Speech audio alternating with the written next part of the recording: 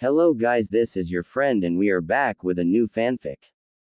Which is what if Naruto ran away from Konoha 6 years ago and became Emperor Lion of the West Part 1. And if you enjoy this fanfic then please press the like button and subscribe to my channel for more fanfic like this. And now let's start the fanfic. Konohagakure no Sato. 6 years after Naruto Uzumaki's banishment. Senju compounds.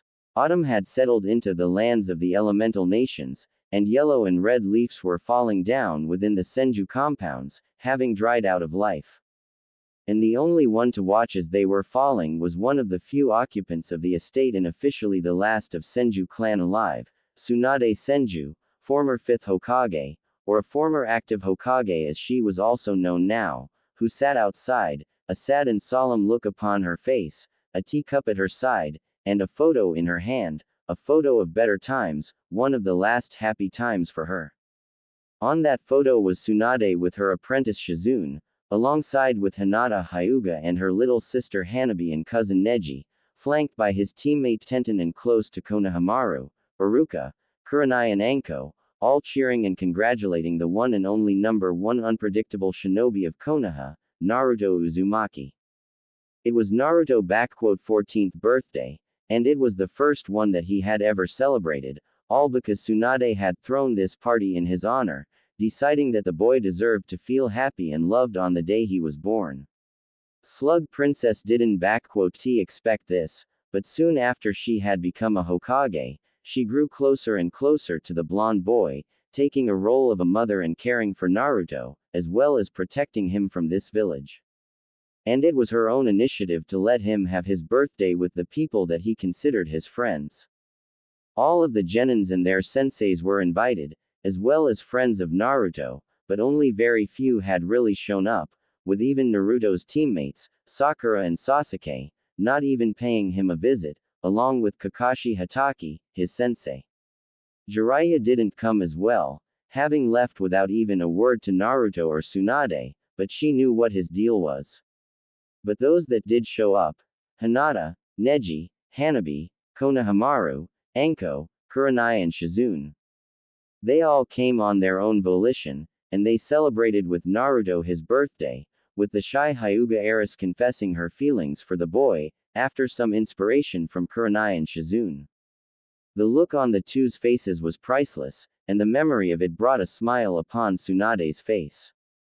Hanabi was also very interested in the blonde, and while she was but a year younger than Hinata, clearly had good feelings for him as well, as it turned out she adored him for protecting her sister and herself once after she was bullied. Neji was indebted to Naruto for showing him a way to freedom away from fate, while Tenten had grown to be a close friend to Naruto following him saving Neji from his burden of hatred. Anko and Kurenai, while initially undecided about the boy, too had grown close to him in spare time, thinking of him as little brother, one that they like in their own way, but very much cared for. Iruka and Konohamaru both saw Naruto as nothing short of their brother, along with Shizune. It was truly a great day for Naruto, who had even let down his mask of happiness and showed his tormented, broken and vulnerable self, as he cried out of happiness for this genuine act of kindness. The village has done so many wrong things to this boy, and such act of kindness, the first ever birthday that he did not fear and wasn't forced to hide, it was something that Naruto had not expected to ever receive as a gift. Tsunade and everyone comforted him, stating that things will be getting better from that point on. Sadly, they were wrong, as things had gone to worse quickly, as Naruto, having been found guilty of charges of treason, attempted murder and more by Konoha Council, elders and even Daimyo himself, has been banished from High no Kuni, stripped of all his honors, ranks, property and more. And all of that simply because he had done his duty and brought back a defector of the leaf, Sasuke Uchiha, unconscious, beaten and subdued, while Naruto was barely even alive, but that didn't matter to Council and Daimyo, who overruled Tsunade, Hyuga clan and some other minor clans that stood by Naruto. No, they wanted him gone at all costs, and merely were merciful enough as to let him live. On the same day as he was released from the hospital, Naruto had left the leaf, taking only what little Tsunade could give him to get by in the world: money, food, cloths, some scrolls. He was quickly followed by those few who had become his true real friends: Hinata, Hanabi, Neji, Tenten and Konohamaru, who had chosen to stand by their true friend instead of following the village that honors traitors instead of loyal shinobi. Uruka, Kurenai and Anko were also compelled to follow them, but had chosen to remain in Konoha, bound by loyalty to it, but now with a great sadness and dull pain in hearts. That was 6 years ago, and no word had come about them in all this time, no rumor or anything, as if they had disappeared and left a great sadness for Tsunade and those few that cherished them. And in these 6 years, many things have changed and some even returned from the shadows of the past. Fourth Hokage, Minato Namikaze, the yellow flash of the leaf, and his wife, Kushina Uzumaki, had reemerged after 14 years since their supposed death, alongside their daughter Narumi, a twin sister of Naruto and Kushina's mini-clone, and son Menma, both twins of Naruto and true holders of Kyuubi's power. Turns out, their deaths had been carefully orchestrated and the family had went on into hiding, as Minato and Kushina, along with their children holding halves of Kyuubi's power, were prime targets for the man that had unleashed Kyuubi upon Konoha in the first place, and it was clear he wasn't going to rest until he had gotten his hands upon it. Feeling threatened and in danger, Minato made a hard choice with his wife: go into hiding with their children, to train them in controlling the power of Kyuubi, but as to allied everyone that they were gone, they left Naruto in Konoha, who held the soul of Kyuubi and very little of its true power. The few that knew of this, Sarutobi Hiruzen, elders, council of Konoha, Jiraiya and some others, they swore never to reveal this, even to Tsunade. The day when they all had returned, Konoha celebrated like never before, while Tsunade was furious, livid, and completely mad with anger. Now she understood why Naruto was so poorly cared. Why did council dispose of him, holder of Kyuubi? He was merely a tool, a decoy that had played its part and was disposed of, no longer of any use to Konoha. And his so-called parents were completely fine with that, having long made peace with sacrificing their child for their own good, even if they appeared to be saddened that Naruto was no longer in Konoha, but not even remotely remorseful.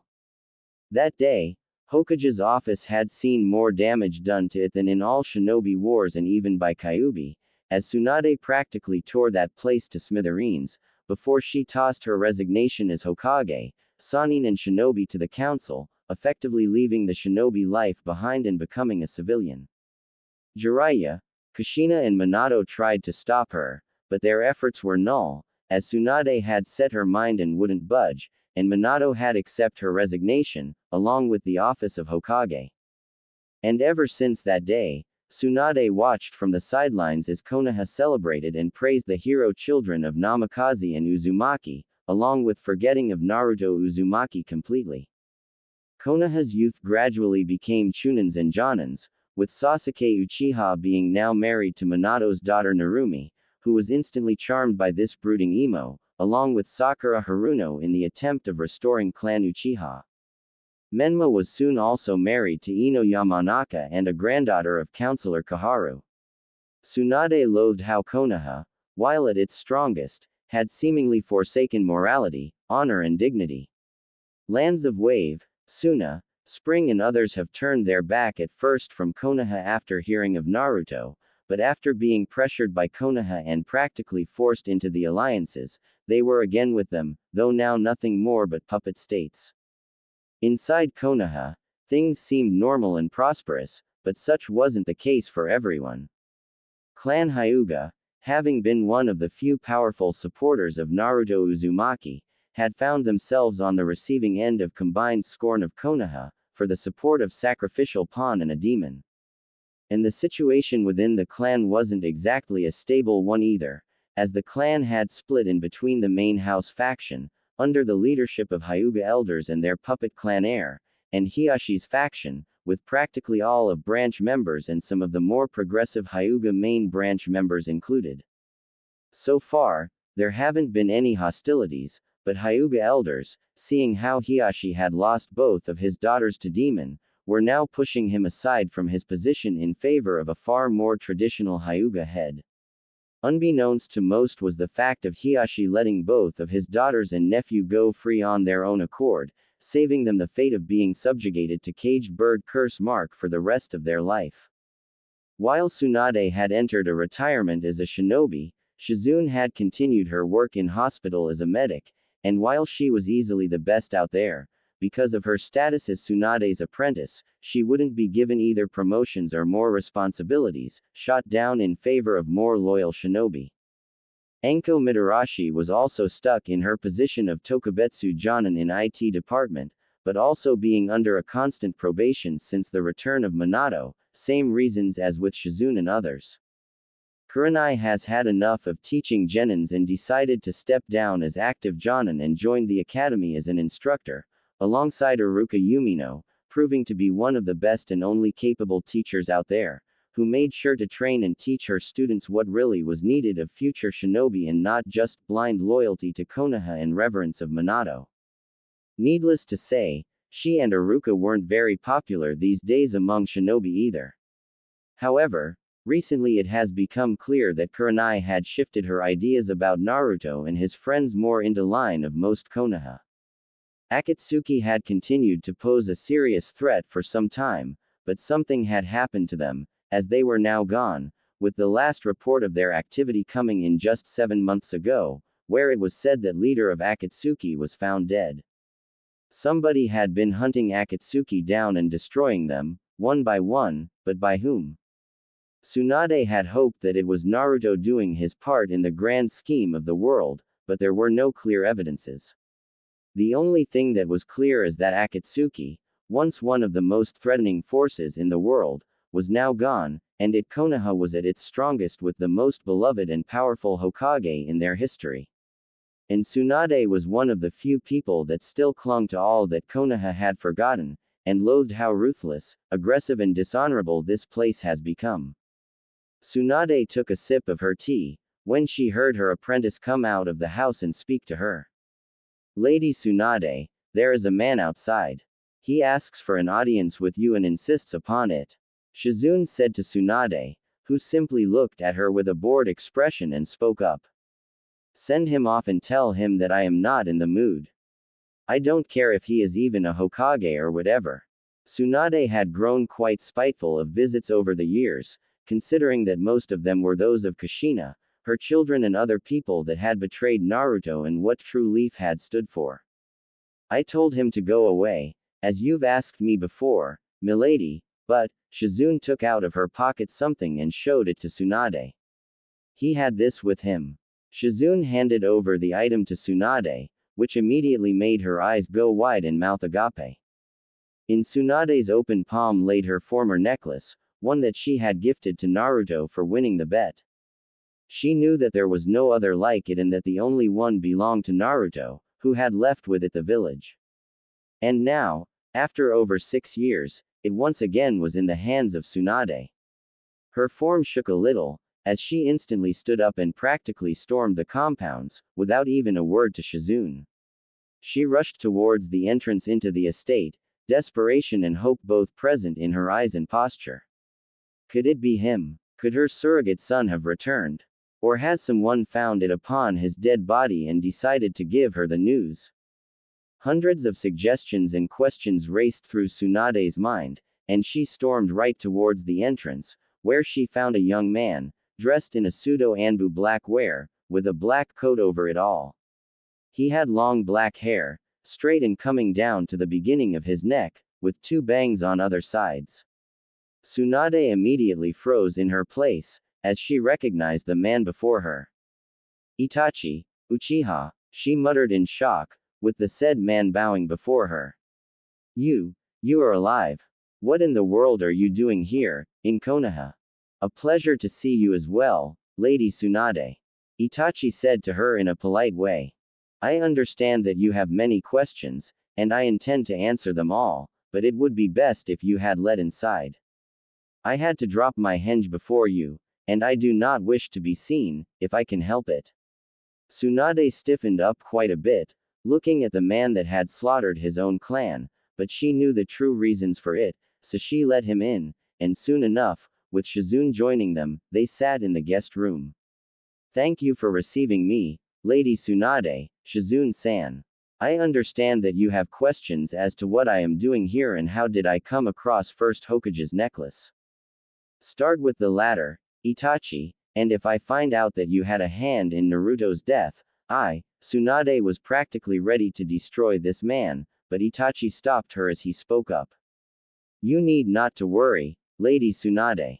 The necklace came to me from its owner himself, Naruto, as he has given it to me, knowing that this will be an adequate argument for you to hear me out, as well as a good opportunity to give you this. Itachi pulled out of his pocket a scroll and gave it to Tsunade. As for how is your godson, Lady Tsunade, I would say that he's doing very well for himself, much better than he would in this part of the world, one would say. This is a letter from him, which I have been tasked by him to deliver to you. And before you ask, best if you read this letter. Tsunade and Shizune instantly went to the scroll, unsealing it and opening it, reading it together. For good 10 minutes as Tsunade and Shizune had read this letter, the more and more their amazement, relief and shock grew, as the contents of that letter had revealed to them just where their beloved blonde and his company were, what they had been up to and why he has decided to reach out them now. Tsunade was in a state of shock as she discovered where her surrogate son was and who he was now, as well as just how much he has changed. It was clear to hear that he was no longer the same little blonde, but a completely different person.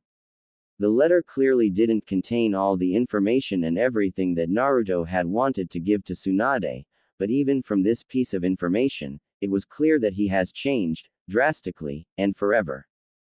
As Shizune and Tsunade had read through and through this letter, they looked up at Itachi, now understanding as to why he was tasked by Naruto of all people to deliver this message. Former Sannin spoke up to him. So, the man that has been reported dead for 6 years was out in the western continent all this time, Tsunade chuckled at this one. There were reports that you and your partner Kisame had met your end at the hands of Iwa's Anbu, with a dozen shinobi falling dead before you and your partner were killed. Those Anbu were present at the moment I have decided to shift my allegiances, since I needed to make it look believable. Itachi simply stated mysteriously. My time with the Akatsuki was up and I could see that any longer would only be to my detriment, and considering how Konoha has dealt with my clan and how Sasuke has turned out, I decided to follow along with your godson to the west, where he and others decided to start anew, completely. And, in my personal opinion, he has done extremely well for himself in the West, or Eriador, as it is known to them, actually. I'll say, Tsunade said in a bit of shocked voice, reeling with all the new information she and Shizune had learned. All this time, all these years, I had thought that he was somewhere out there, alive.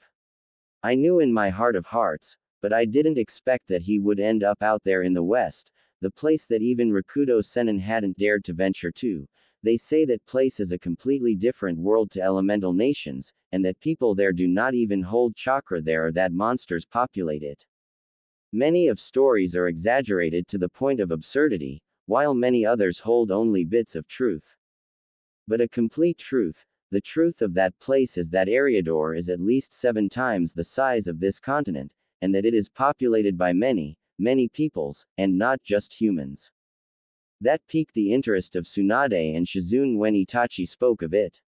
I once thought that world was still a very much unexplored place, but when I and others had gotten there, I understood just how right I truly was. Eriador is the land that is as alien and foreign from elemental nations as it was once hostile and violent. I am sure that you remember that the age of Sengoku had ended not even a century ago and how devastating it was.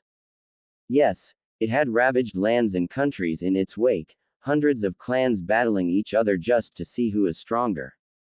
Tsunade had stated, and this Eriador is no different. Was, until a year ago that is. Itachi simply said to Tsunade, who nodded to him. Only the scale was much, much greater and numbers were not in hundreds, but coming close to hundreds of thousands at times, with whole nations, kingdoms, even races battling each other, for over 700 years, after the first empire broke apart. When we first arrived there, it seemed like better would be to simply return, but Naruto, he truly is the most unpredictable man on the face of the world. Instead of fleeing, he stayed and did something that nobody had done before him.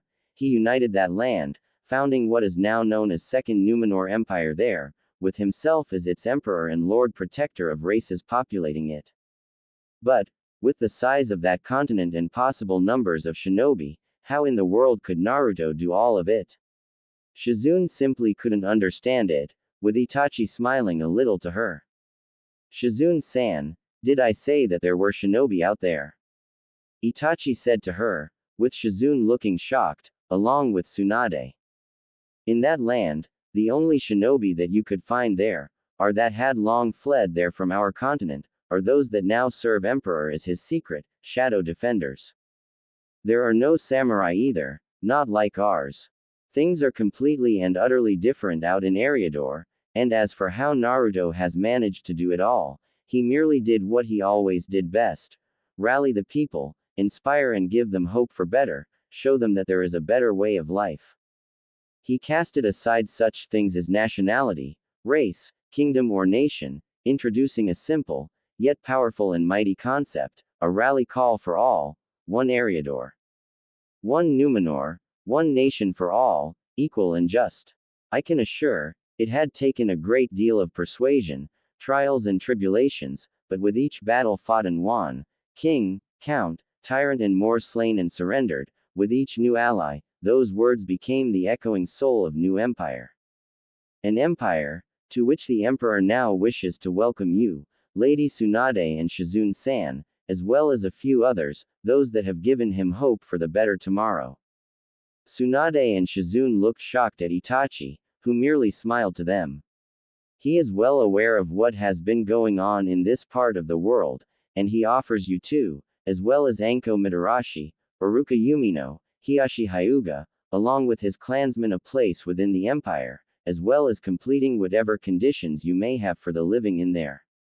As you may understand, being the sovereign of an empire as vast as his, he is capable of quite much. Tsunade and Shizune exchanged the looks, thinking about it all for a few minutes and trying to decide whether they would be willing to venture out into this unknown or not. They both knew that here in Konoha, there wasn't much that held them here, as they were now, as well as those three outcasts in this glorious Konoha, one that had sacrificed its morals and honor for power and wealth. A place that honored traitors and cowards over heroes. Truly, the Konoha that Tsunade and Shizune once knew is dead and out there in Eriador. Maybe. Tell me, what are Naruto's overall objectives with this continent and Konoha, Itachi? Tsunade asked of him, with Itachi simply answering to her. I am not completely aware of his intentions, not in details, but from what I know, he wants to establish peaceful and trading relations with several of countries out here, along with establishing a trading company for intercontinental trade.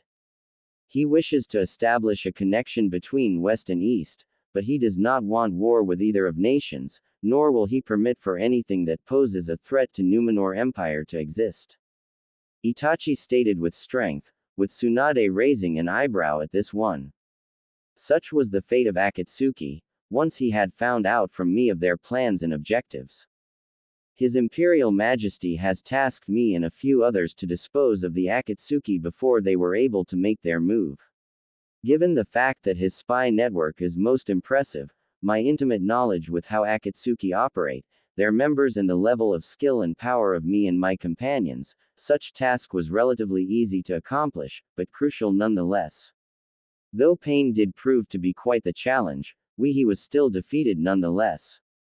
So then, the Akatsuki are really gone, huh? And the one responsible for it was my favorite little blonde. Tsunade smiled at this one. If Minato and Kushina ever find out that the sacrifice they had left here now holds so much power as to simply destroy a group of S-rank nuke nins, and what of Konoha in particular, and does he know of his parents and siblings? He is well aware of them all, Not that he is too pleased with this development and how he has been sacrificed in favor of his sister and brother. By the sound of it, Itachi wasn't too thrilled with this development either. Hai no Kuni he considers to be not as worthy of attention as some others, though he does intend to open a trading office in here as well, while Konoha, in his opinion, is too small of a place to give a thought to.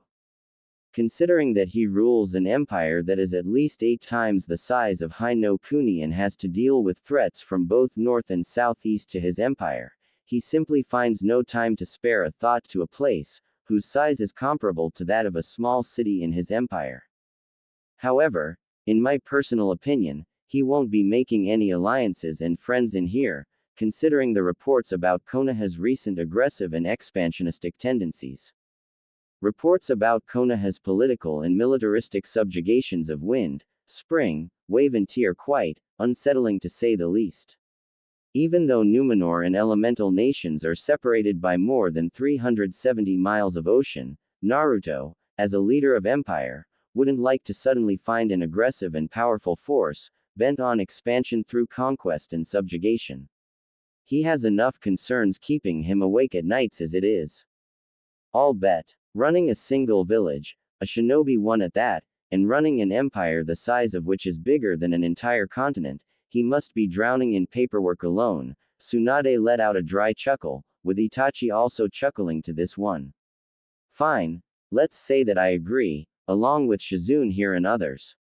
How are you going to get us out of Konoha and into your empire unnoticed? Even more, how will we even get out of Konoha, as the matter of a fact? Do not worry about that detail, Lady Tsunade. As I have said earlier, Eriador is worlds different from elemental nations.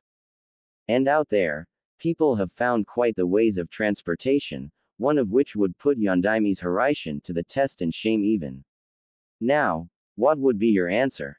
My clones have already reported to me that the others are at an agreement, which leaves only you out. Tsunade and Shizune look surprised at this one, but they've figured that Itachi would be one to get things done in quick and orderly fashion. Lady Tsunade, I think that we should go. There isn't much left for us to do here, and even council and civilians themselves have shown to us all that we aren't exactly welcome anymore here. Maybe, with Naruto in the west, Shizune thought that she would need to convince her teacher, but Tsunade was already there with her. Count me in, Uchiha. Tsunade agreed. Now, how are we getting out of here? Later. That evening. What do you mean vanished? Minato Namikaze, 4th Hokage and the greatest hero of Konoha, was utterly shocked and furious, as he received the report from his Anbu about the sudden disappearance of Tsunade, Shizune, Anko, Iruka, Hiashi and the majority of Hyuga clan out of Konoha. It was easily the most unbelievable thing that could have happened, since there were absolutely no evidences, leads or anything for that matter to indicate that they had left the village. Aside from the lack of their belongings in their respective houses, raging members of main Hyuga branch and their colleagues, nothing indicated that those people had left Konoha in any way. It was as if they all had just gathered in one place, according to several witnesses, and then they were gone, completely and without any trace. Minato, being an expert in Fuinjutsu and one of the only users of Hiraishin, thought that there was some form of space-time ninjutsu involved, but there were no ninjutsu that could teleport people of such quantity over any distance and not alert the barrier corp of Konoha, and here. Council is not going to like this, but still, considering that all of them have been outcasts in Konoha, for their views on state of business in Konoha and outside, maybe it was even for the best. Less of those that opposed Minato's views on Konoha and its expansion, and he didn't even have to weed out the possible political opposition. Clan Hyuga had suffered a serious blow, being now only at its 12th of power, but this was also to Minato's favor, as it would seriously limit otherwise powerful and influential clan, and even allow him to gain a much greater control over it. Although, he still couldn't think of what could have been the reason for those particular people to disappear, aside from the fact that they were outcasts and all of them were still openly talking and remembering Naruto, the son that he and Kushina had sacrificed for the benefit of Konoha and their family. Maybe it was the latter, but perhaps he was overthinking it too much, as it was clear the boy was dead and other defectors with him as well gone. He and Kushina were saddened at the fact that they couldn't ever see him ever again, but, from what they had learned from council and clan heads, he wasn't much of a sight to behold, nor was he even worthy of his name or name of his mother. Overall, his loss wasn't as significant as one would think, and it was, essentially, his destiny, designed by him and Kushina, to be sacrificed in favor of his siblings with power of Kyuubi. So, in that regard, Naruto has done his duty and was no longer needed, and with his disappearance, this meant an unneeded loose end cut. Minato drew his breath, as he thought about this whole situation again and spoke up to his Anbu. Triple the security around Konoha, alert all of our outposts and checkpoints, as well as alert all our teams out there. Send out search teams outside and check their houses again, find anything on where they could have gone out. Anbu Black Ops nodded and disappeared instantly, with Minato letting out a sigh. Well, color me impressed. Jiraiya snorted, drawing the attention of Minato. Every single person that just wouldn't let go of Naruto and be objecting to the policy of Konoha is gone. You sure you hadn't a hand in it, kid? You know as well as I do that I had nothing to do with this, sensei, but still, to be able to get out of our village like that, simply vanish in such large quantity from Senju compounds, is something that not even Hiraishin wouldn't be able to accomplish. Have you found anything there? Minato asked of him, with Jiraiya shaking his head at this one. Nope, not a single clue or anything. All I know is that before their disappearance, Hiashi received a visitor, but nobody knows who that was and there was no luck in finding him either. All that we have is that everyone who wasn't on board with you and the rest of Konoha are gone, poof and nothing. Jiraiya simply stated to Minato. And as for Akatsuki, then I can only confirm what everyone is thinking. They are gone, dead and killed by someone who had hunted them down. Some of my sources pointed out that some men and women were searching for them, but nothing too surprising here, considering that pretty much everyone hated them for one reason or another. If anything, it would seem that threats to both Narumi and Menma are gone, as well as other Jinchuriki. And it doesn't seem to be the work of any other hidden villages. I'll keep an eye out if something comes up, but other than that, I would say that Konoha is in the best position ever. Yes, it seems that way. Minato agreed. Now all that we need to do is keep the hold over other lands and get rid of Orochimaru for good. By the way, how are things with Kiri, any progress? Not much has changed there, kid, but it does seem like rebels are going to win for sure. Jiraiya stated to Minato, who nodded to him. Perhaps, now's the best time to expand the will of fire upon the Mizu no Kuni. Maybe, thought it would be best to first consult Daimyo and inform him of this window of opportunity. Plus give him time to select a proper candidate for the position of Mizu Daimyo. Minato chuckled a little, standing up and looking out at Konoha from the window. Looks like the prophecy is sure to come true soon enough. Eternal peace under Konoha's rule, with Menma's and Narumi's children to live in there and rule it. Yeah, kid, it sure is going to come sooner than later. Well, I'll be off now. Time to see what nice material I can get in Hot Springs. And with that, Jiraiya had disappeared from the office, leaving Minato to his own thoughts. First, second and third Hokage, I hope that you are watching over me and Konoha right now. Soon enough, the will of fire will become dominant in the elemental nations, and once all that had defied it have embraced it, nothing will stop the shinobi from truly taking over the control and command of a unified land. A single nation under a single cage, without any daimyo to pull the strings, a true peace. Minato smiled to this thought, the thought of a world where shinobi were truly in power, with will of fire connecting them all together. It will be a glorious sight to behold once it came to fruition. 4 years later. The Sea Rider. Southern shores of Second Numenor Empire. 4 years have passed since the day when all of Minato's opposition has vanished from Konoha and elemental nations, and these 4 years have seen the rise in power of Konoha, but also a sudden unification of old enemies of theirs.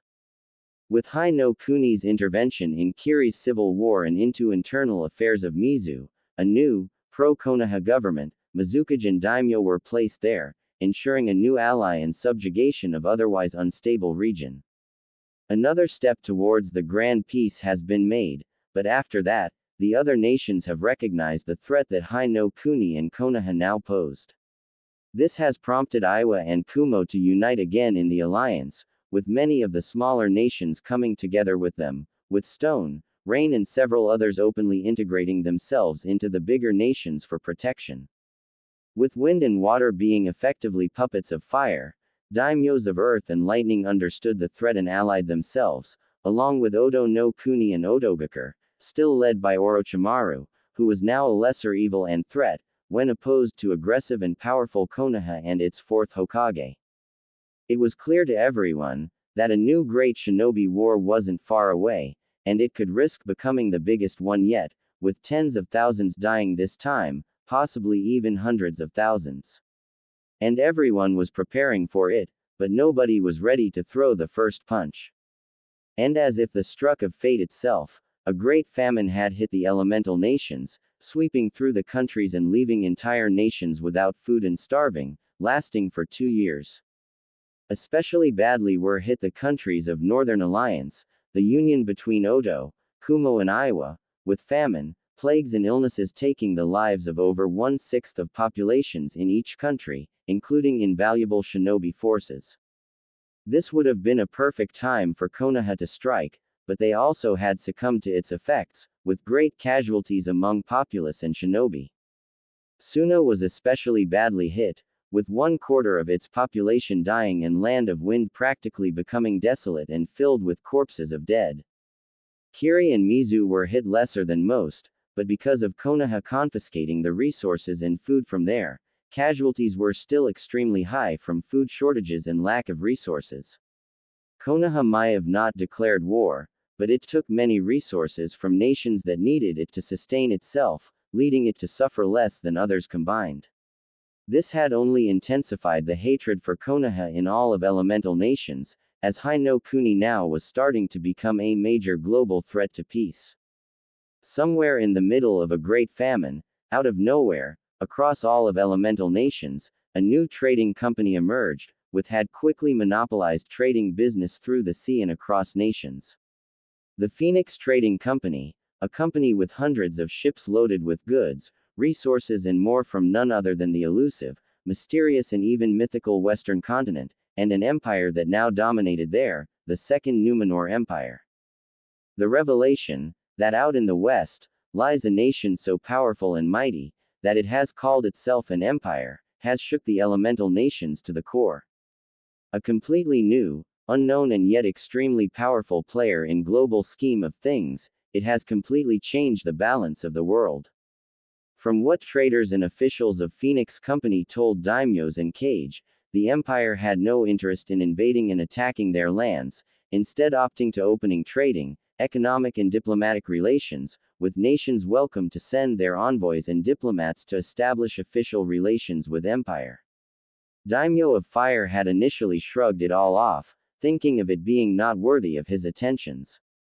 However, the situation changed when reports came in, that lands of Iron, Sound, Lightning had sent their official diplomats, envoys and even managed to establish embassies in the capital of the empire, Numenor City.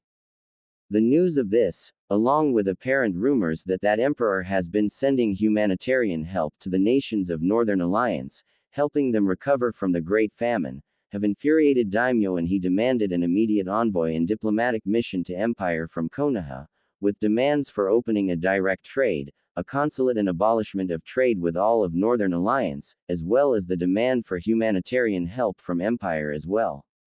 For this mission, Daimyo decided to send Minato himself, along with Konoha's elders and some of his officials. Minato, Konoha's elders, his wife, son and daughter with their spouses, along with Sasuke, Sakura, Jiraiya, Asuma Sarutobi and Kurenai Yuhi, Kakashi Hatake, Might Guy, Shikamaru Nara, Kiba Inuzuka, Rock Lee, and daimyo's officials, accompanied by a squad of Anbu Black Ops, were now on board of Sea Rider, heading towards the Numenor city and were due to arrive within a week, having departed almost 2 weeks ago already. As Minato and Kushina stood on the deck, they looked out towards the shore, noticing how amidst the green fields, forests and more, was a completely black, desolate and empty place. And out there in the middle, ruins of what seemed to be a small city or big fortress stood still, black and smoking. A distinct smell of fire, ashes, blood and death was sensed even here, unnerving the couple, when the captain came up and spoke to them. "Ah, you sense it too."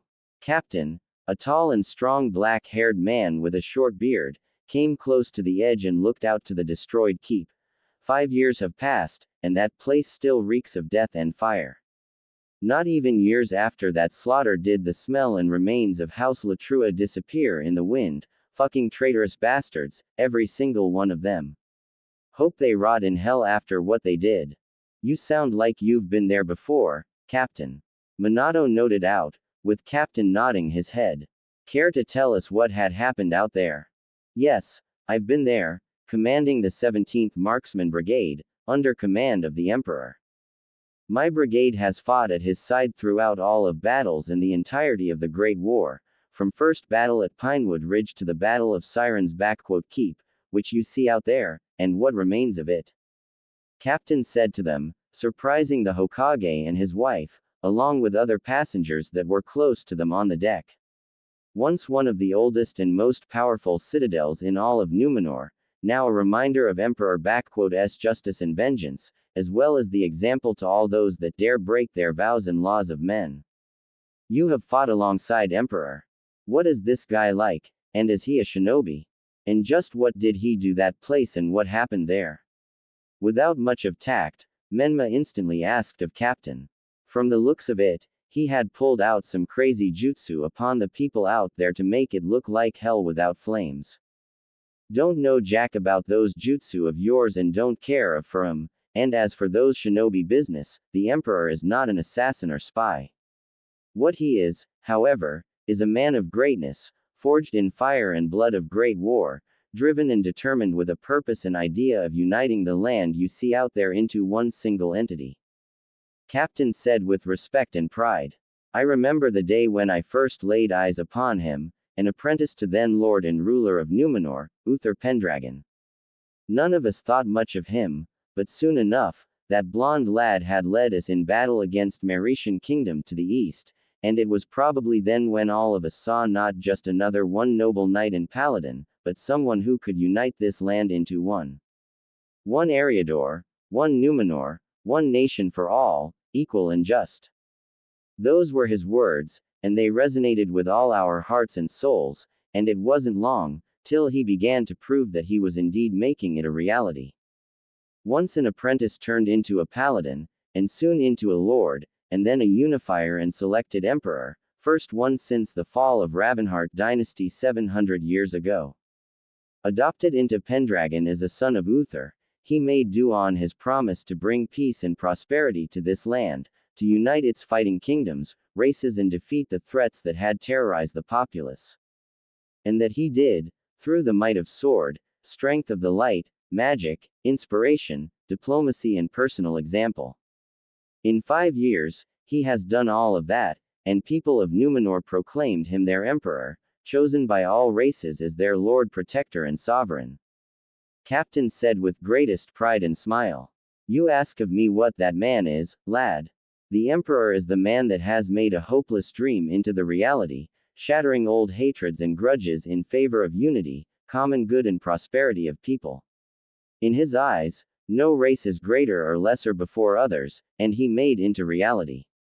He is the man for whom I would gladly lay down my life and be proud to stand by his side again. The words of Captain were listened carefully and with intentions by others. Nobody in the High no Kuni had known much about the emperor of this land and what kind of a person he really was. However, from the way this man spoke, with respect, honor and pride present in his voice, it was clear as day that the emperor was someone who held utmost loyalty of his people. A powerful warrior and paladin, whatever that meant, as well as a military and political genius, to have been able to unite this enormous land under his rule. If Konoha were to secure not just a trading treaty, but an alliance with him, get his armies and fleets for themselves, then elemental nations would fall without any chance before Minato and Konoha. How old would this emperor actually be, if you do not mind telling us? Koharu asked of him. From what we heard, he is pretty young, younger than our daimyo and Hokage. And what had actually happened there? The emperor is around 25 years old by now, and even though he is young, he is a bloody great man. Captain looked towards the ruins of a keep again. And as for Siren's Keep, House of Latrua was one of the few remaining independent houses to join the empire, and they had sent a message that they are willing to accept an envoy and emperor's official diplomat to sign the Treaty of Unity. When the envoy had arrived, with them was one of emperor's most trusted persons. His first consort and wife, a kind, gentle and good woman. A dream for any man, Latrua had pulled out a feast for the envoy and consort, after which they had slaughtered them, and in act of spite, arrogance and pride, they sent the corpses back to Emperor, with a reply on his offer. Emperor, at the time, was in Northwest, dealing with Ironborn raiders, but when he received the bodies and learned what Latrua had done to his diplomats and his consort, never, anyone had ever seen him so furious and mad. A fury that eclipsed even the anger of dragons. Captain recalled the moment. Within a fortnight, he marched to the Siren-S keep, bringing with him the full might and armies of the empire, over 300,000 men, women, warriors, paladins, knights, mages, even dragons. All of that might against some 30,000 peasant soldiers and 4,000 knights. The emperor offered the peasants to lay down their arms and knights to surrender, which they all did, but to Latrua he offered no surrender or capitulation. They had violated sacred laws of hospitality, honor, and had killed his wife and consort. He gave us all a simple, yet clear order: destroy them. And that we did. Wait, you mean that your emperor commands literal dragons? Like those flying giant green snakes and everything?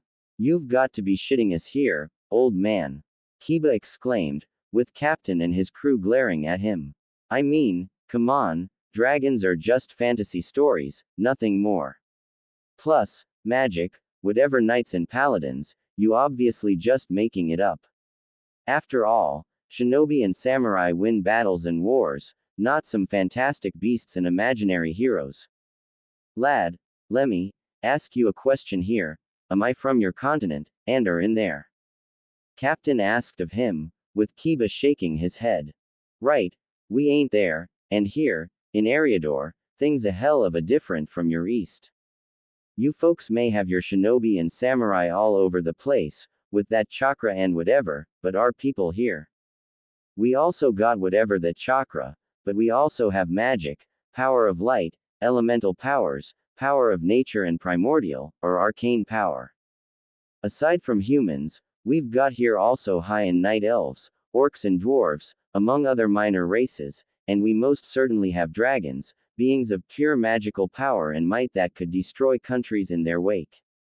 And our empress, may light protect her, is a bloody dragon, the black dragon queen of black flight, Semiramis. And before you ask, dragons can turn into beings of other races to blend in, and she, along with her black flight, is one of the reasons why our emperor has united this land, as she has joined him in his quest, as this was her own desire to see the land united too. These powers, all these races and even dragons, we knew that things could be different here, but to think that are more races here, and there is different kinds of chakra.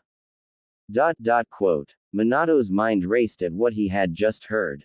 If the emperor were to allow Kushina and Jiraiya access, we could easily obtain the needed information and knowledge to use this magic, as he speaks of, and it does seem like that people here even somehow mastered senjutsu, if that power of nature is anything to go by. And in return to this, maybe we could offer him our knowledge of chakra and perhaps a political marriage, since Captain has mentioned that Emperor has multiple consorts. A bloodline member, perhaps someone from Nara clan or Yamanaka clan, to sway Emperor in our favor for good and promote Konoha's interests. Yes, that definitely would work. So, these lands hold a great variety of sources of power and even dragons. All of this must belong to Konoha and put to use for it. Danzo already thought about his own plans. Once we reach the capital, using Koto Amatsukami on the Emperor will be child's play and Konoha's positions shall be unrivaled. The resources of this land will also work for the betterment of Konoha, just like all those other villages and nations now do. And with the might of Numenor Empire and its vast resources, nothing will stop Konoha from rising above the petty and weak daimyos and claiming its rightful place as world's true empire. If he had an entire army of such powerful beings, he should have just let them do all the work. Had it been me, an Uchiha, I would have had united this land in no time, with such an army, worthy of true elite. Sasuke arrogantly stated, with Captain looking incredulous at him. If those dragons are as powerful as you say, then by using them, this emperor of yours should have long burned away those that dared opposing him. I certainly would have. You, an Uchiha? Captain asked of him, with Sasuke arrogantly nodding to him. There are Uchihas in the east as well. I thought they had long killed each other, considering what some of my Uchiha friends had told me about M.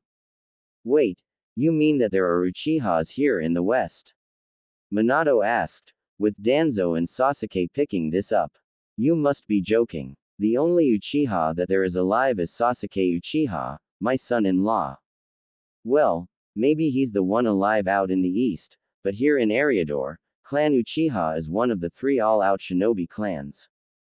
They had arrived here some 200 years, being outcasts that broke away from those warmongers, and settled on this continent.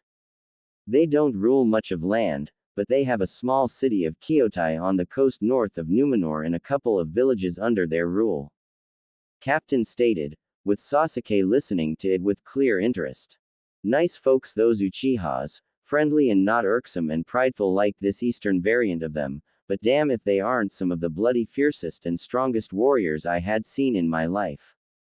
A single Uchiha is worth a squad of good cavaliers, but an Uchiha with their Sharingan on, and a true Mangekyo as they call their strongest, no wonder that they had managed to hold of 4 bordering them kingdoms, until Emperor and Semiramis had convinced them to join in.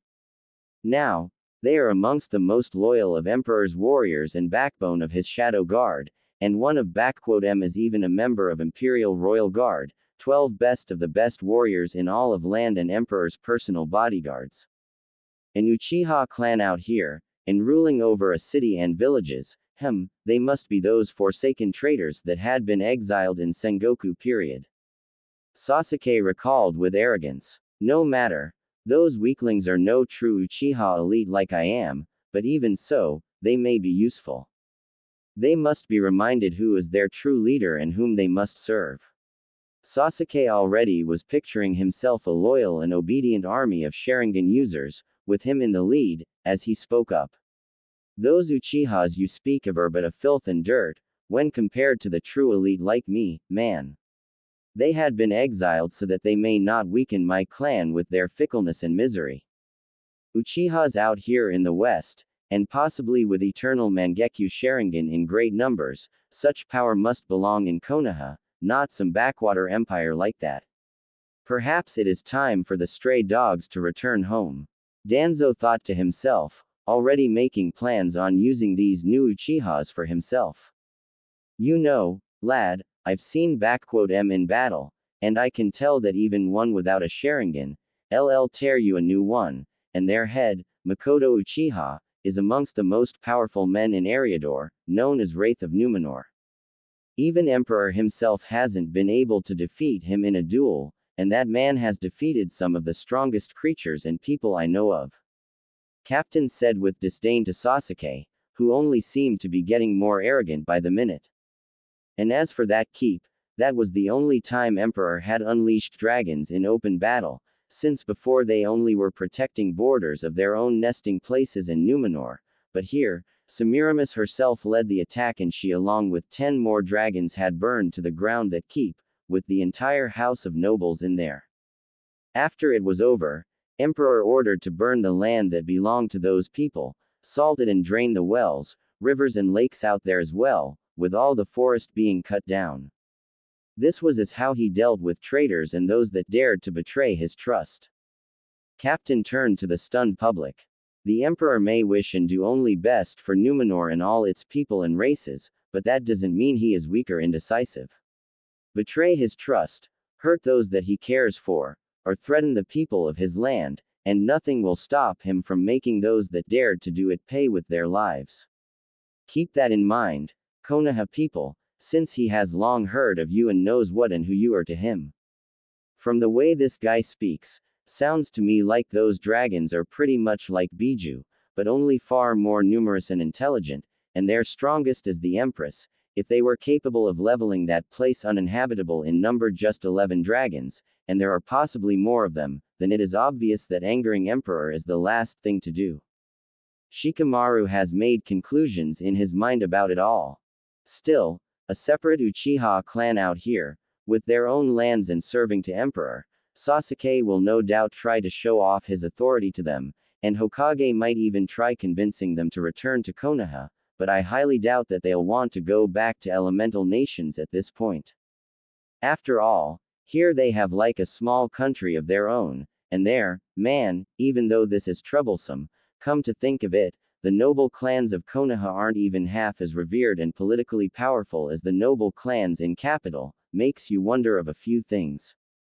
Uchiha clan of the West, and possibly with members holding Mangekyo Sharingan. I recall reading of exiles from Uchiha clan that disappeared, but now it seems they've been doing quite well for themselves here. With the Sasuke now the only Uchiha in Konoha, convincing even a portion of these Uchihas of West to come home to Konoha could prove to be another turning point in Konoha's path to victory. Minato was already seeing an opportunity of having more Uchihas in Konoha, fighting for the will of fire. You've said that Uchihas were one of the shinobi clans out there, what are the other two? Council Homura asked of Captain. Oh, the other two. Well, the second one is Uzumaki clan, who are situated on Isle of Kai, northwest of here and close to Kyotai. Kushina widened her eyes at this one, as did others. And the other one had arrived here just some 4 years or so, the Hyuga clan, situated in Numenor city directly. Those Uzumaki fellas are pretty hot-headed, but also real tough and sturdy, plus loyal to a fault, being out from the east, having fled it after they were betrayed by their allies and having settled close to Uchihas, and nowadays those two clans are pretty much inseparable. My dear wife Rinko is actually one of them and she works in Ministry of Trade and Exchange. They were actually among the first to join the Emperor and his cause, apparently recognizing him as one of their own or something. That's impossible. My clan, the Uzumaki clan, it was destroyed during the war. I saw how the island of Whirlpool burned from the ship I stood on. Kushina shouted out at Captain, who shrugs it off.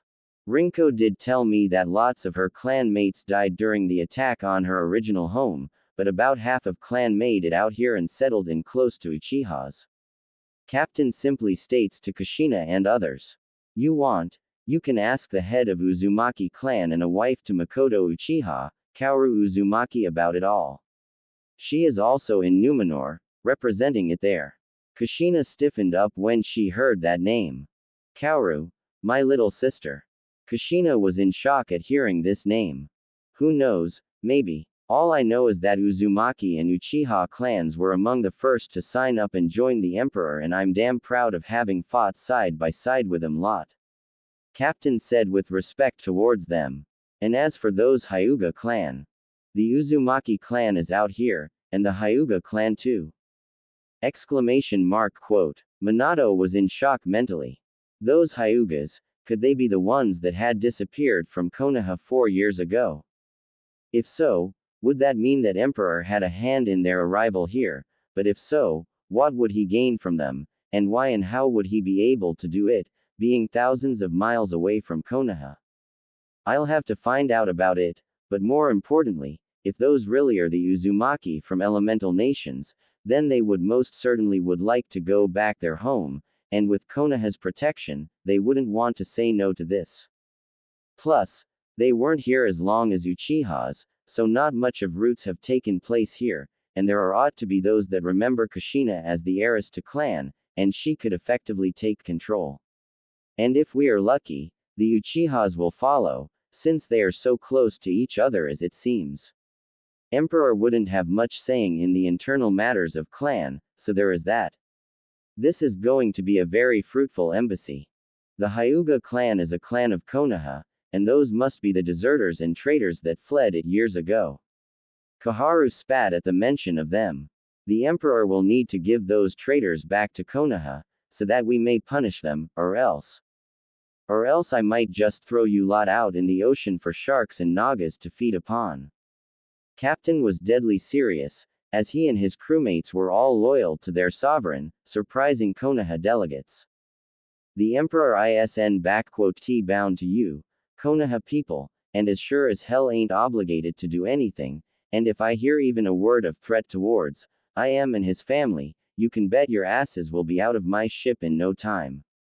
Trust me, I and my men here, we all served and fought alongside him, and we will fight and protect him even in peace. In confirmation to the captain's words, people rallied closer to him, standing near him and in clear readiness to execute his order to throw these people off their ship.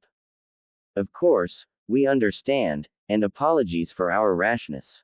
We are just surprised that one of Konoha's clans would end up all the way in here.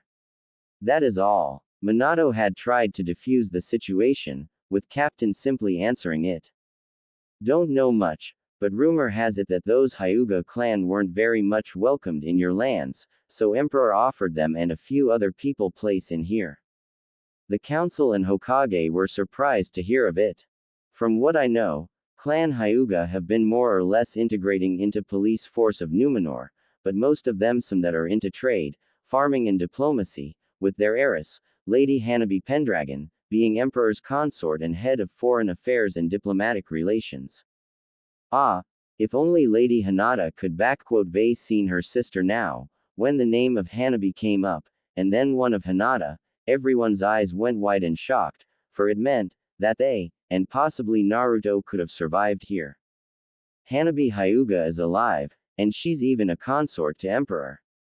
Wait, what was it about her sister Hinata just now? Did she like those other friends of the fox demon die out here, or did they make here all? Sakura asked of Captain, who glared at the Pinkett. You better watch your mouth, girlie, Captain simply said to her. The fox demon and his friends, as you call 'em, are nothing short of legends and heroes of our empire.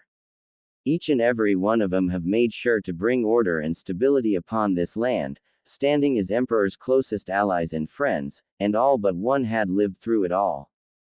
Lady Hanabi Pendragon, Emperor's consort and diplomat, voice of peace and reason in matters of politics and one who had brought in night elves through negotiations and peaceful integration. She is Emperor's voice and nobles, elves, even orcs respect her wisdom and shrewd mind on things. Gabriel Windrunner, or as he called himself Konohamaru and whatever else, adopted brother to Emperor and his closest friend, Emperor's hand and one of two most trusted and powerful, after Emperor and Empress, people in Empire, his will-bearer and closest of advisors. He stood by Emperor's side through the entire war and is even a brother-in-law to him, for he is married to a younger sister of one Emperor's consorts. It is from his hands have I been gifted with this. Captain unsheathed his saber, gilded in gold and silver, made of steel of moon coloring. Honorary weapon, crafted in steelhorn, dwarven capital, with Emperor's own name upon it, congratulating me for my services. Neji Hyuga, Empire's finest master of hand-to-hand combat and founder of Gentle Storm School, a school of his personal style of combat, with which he had defeated in single combat 5 of best Kingsguards of Varichia's kingdom, known for their elite warriors, serves as Emperor's personal bodyguard. Lady Tenten Hyuga, wife to Neji Hyuga and Empress personal guard and mistress of 100 weapons, who single-handedly dealt a killing blow to a chieftain of Aben Axe orcs, stands as Empress personal guard. And then, Captain let out a saddened sigh, as he looked out at the burned grounds. Then there was Lady Hinata Hyuga, gentle and kind lady, who believed in peace and unity even more than Emperor at times. She was a warrior, but she was able to stop wars with just words and gentle grace, and Latrua had spitted on it all, when they butchered her with such cruelty and savagery, that when her body was brought to the Emperor, the keep we stayed in had shook at the cries of rage and anguish. The only time when anyone had seen Emperor so defeated and weak was at that day. Lady Hinata was loved by all of us, elves, dragons, dwarves, soldiers, peasants, nobles, you name it.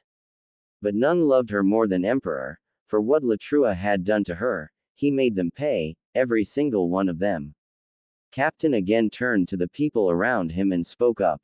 Before ya all ask, everyone in here and there on continent have heard their tale and how they left the east, alongside the so-called fox demon you call him.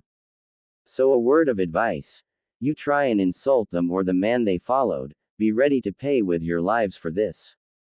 They are legends, heroes and have earned the love of this land and its people, and none more so than Naruto Uzumaki. Captain saw deep surprise upon the faces of Konoha shinobi and counselors at a mention of this name. I think I'm done talking. Time to check up on the maps.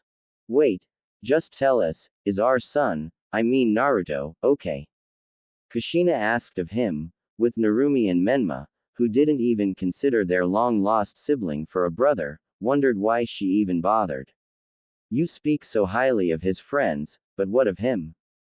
Him? Oh, he is well, I assure you, and he has played the most crucial role in all of this. Without him, there wouldn't be an emperor or the empire to begin with. Don't worry, sure when you get in capital, you'll get to see him and you'll learn what he has been up to. Captain simply stated in a mysterious manner, returning to his quarters, while everyone had their own thoughts about it all. Naruto is still alive, and it appears like he is Emperor's most trusted man, alongside Hiruzen's grandson, or however he calls himself. He might have left the shinobi world, but like Sensei likes to say, you can't take a shinobi out of a man. Minato simply thought as he was calculating what he would do. With Naruto and his friends so close to seats of power, it would be easy for them to convince the Emperor and Empress of what needs to be done for the good of Konoha. All I need to do is show Naruto that his family is ready accept him, so I'll need to talk to him. He may be a little mad, but he is sure to listen and understand what is best for his family, him and everyone. And if he is close to Uzumaki and Uchiha's there, then all the more reason for him to get back to Konoha. My son, even though your services for Konoha were no longer in need, you still can bring what is best for Konoha out of this situation. Perhaps there was more to you than I originally thought, beyond of your initial destiny. Naruto, Kaoru, my clan, my family is still alive and is out here, in the west. Kushina thought to herself. All this time they were here, on foreign land and away from their true home. Don't worry, my son, sister, once I'm there, I'll beat that emperor to a pulp, but I will get you and our clan back home, Dadbane. So the Dobi is still alive and is close to that weakling of an emperor. Figures that losers will stick together. But all this talk about Uchiha is here in the west and the empress. She must be very powerful for a dragon, and to command my clan into battle. Perhaps if I show her the true power of an elite Uchiha, she'll see that her weak husband is worthless and I'll have myself not just a powerful matriarch of Uchiha clan, but a full empire to rule, and not be a husband to these two bitches, Sasuke thought to himself evilly. So, Naruto is actually an empire, and seems to have been contributing a lot to its creation. Looks like the lessons he has learned from me did get him far, though it is a shame that he had abandoned, apparently, shinobi way. Oh well, Kakashi thought to himself about Naruto, before he went to his book. That Gaki is still kicking, and is close to the imperial family. Oh ho, I think I just find my own new goldmine for my next book. If the rumors among men are true about the beauty of the consorts and empress, I'm sure he has missed me, and if I promise to patch things with Minato and Kushina, he'll do anything I ask for it, no doubt. Jiraiya already had a perverted smile upon his face and thoughts racing through his skull. Konohamaru, you've probably grown so much over these years, and to become an aide and right-hand man to Emperor. Your parents would be proud of you, but to change your name and your family name, did you hate us all so much that you would do all this? Foolish boy, it was all done for the betterment of Konoha, and you've turned your back to it all, even smirching yourself with this name Gabriel. I hope I get to see what you have become, Maru, and tell you how much you've dishonored yourself with all this. Asuma, with a mix of sadness, fury and anger, thought to himself, as he planned to teach his nephew a lesson of loyalty once he saw him. Hinata, I had hoped that we would again meet, so that I could embrace, but, I am sorry I wasn't there for you, my girl. And I hope that the Emperor had loved with all his heart, not like that idiot Naruto Uzumaki.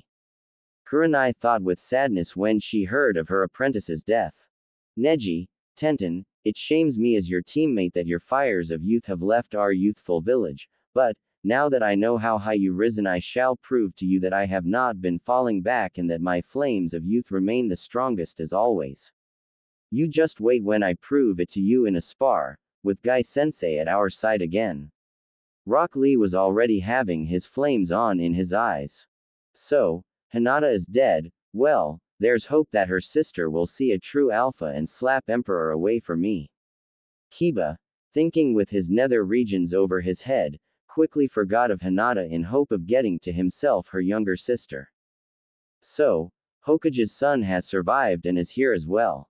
Apparently there is more to that brat than what we thought. Well, from his position, he and others will be able to aid Konoha through swaying the Emperor. Time to remind them of their place in this world.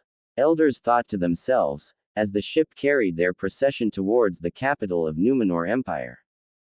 4 days later, Numenor City, a glorious and monumental site of a great and might city, surrounded thick white walls, large enough for 2 wagons to stand side by side and ride, with walls as high as some of the mountains, with towers reaching even higher. And they surrounded a giant city, brimming with white, gold, silver and more, with life brimming in there, heard even at ships still a couple of miles away. The size of Numenor City was astonishing, bigger than the capital of Hai no Kuni, possibly even larger than all of Konoha with its training grounds. All made of white stone, with gilded metals in it, and the roads into city seemed to be filled with travelers, civilians, travelers and more. Konoha delegation looked at it all with a mix of awe, shock and even envy. As the ship began to close onto harbor, Konoha delegation looked at 2 cliffs, walled up, and at the 2 fortresses, flanking the entrance in the harbor of the city. Manned, massive and standing proudly displaying the might of empire to all that wished to make an entrance here. The distance between the 2 was probably less than half a kilometer in sea, but they still seemed very close and overlooked the seemingly tiny ship as it passed into the harbor. The Twin Lions Fortresses. Captain called the fortresses to Konoha's delegation. On the left is the North Lion Fortress, and on the right is the South Lion Fortress. Imposing, ain't they? Each has a garrison of a brigade worth of men, and is armed with 80 cannons on each, all loaded, primed and waiting for whatever poor sod decides to escape or force his entrance into the harbor. About 40 of those dwarven killing machines are looking at us right now. Why would someone build such massive structures, if there are no catapults? And what are those cannons you speak of? Kushina asked of Captain, who looked at her, as if he was told the stupidest thing ever. What? Are they some kind of better catapults or something better than those archaic things? Well, they ain't catapults, but something really better and more powerful. I just need to remind myself that you are just the tourists here, that's all. Captain looked up at the North Lion Fortress, seeing a special signal over the battlements for him and his men. Okay. Hard to starboard, boys. Greg, lead us to first Royal Pierce. Captain gave out orders. Looks like Emperor has decided to honor you, Konoha. Of course he would. He is to meet the most powerful and prestigious people in his life. Kaharu stated in a prideful manner, with Captain simply shaking his head at this one, as the ship was reaching the end of their destination. The first royal pierce resided the nearest to the imperial palace, a massive structure, a third citadel on the city, walled, with towers and a great massive castle standing proudly. The palace seemed as massive and imposing as it looked grandiose and great, being large enough to seemingly house all of Konoha inside with more than enough place for some additional guests. There apparently was a big garden close to it as well, as it overlooked the harbor, filled with trees, green and lush with flowers, a truly marvelous sight. As the ship was docking, Konoha's delegation saw that they were already being expected, as a group of men, dressed in steel plate armor from head to toe, armed with shields and spears, with a sword at their side. This seemed almost laughable to shinobi, to see people dressed in so much steel, that they wouldn't be able to even move in it at all, much less run or fight. Sasuke even laughed openly at them and their attire, with Sakura, Kiba and Menma following the suit. In their mind, the only true warriors were shinobi and only, so these people looked like barbarians to them and were nothing short of idiots, completely ignorant to the fact of complete cultural, philosophical and overall core differences between East and West. However, their attention was soon on someone else. Namely, three persons that stood behind the soldiers, who formed up into two lines and made a passage between them for the delegation.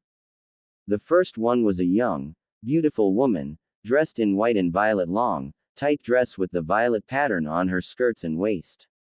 Her figurine was one that would leave men dazed for days, with impressive bust, shown through the cleavage of her dress, long beautiful neck, wide hips and beautiful face, adorned with a small silver tiara with sapphire adorning her forehead, complemented with long flowing black hair, with two bangs on each side, and pale Hyuga eyes. Next to her stood a tall, handsome man with brown short hair, blue eyes, strong masculine build, bearing resemblance to Asuma, though a distant one. His dress was one of a plated white and golden armor, made in a form of scales of a dragon, covering his shoulders, waist, arms and legs, with scale and chain mails in between the gaps. On his back rested a long great sword, with a golden hilt in form of a dragon's head. And next to him stood someone that ladies of Konoha instantly grew jealous with, adding her to the Hyuga standing near her. It was a young, very beautiful woman, with grace and unparalleled attractiveness.